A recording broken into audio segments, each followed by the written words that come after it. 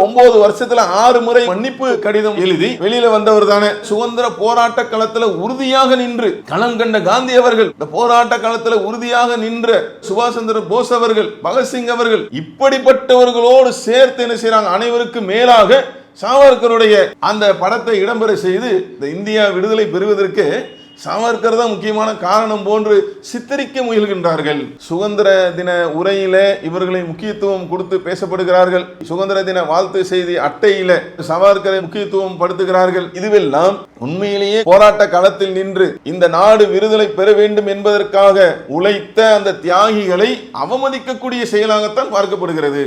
இந்த நாட்டுடைய சுதந்திரத்திற்காக எந்த விதத்திலும் பங்காற்றாத இவர் போன்றவர்களை முக்கியத்துவம் கொடுத்து கொண்டு வருவது என்பது இது மகாத்மா காந்தி அவர்களுக்கு, சுபாஷ் சந்திர போஸ் அவர்களுக்கு, சுதந்திரத்துக்காக போராடிய தங்களுடைய உயிரையும் நீர்த்த தியாகிகளுக்கு செய்யக்கூடிய துரோகம் இது.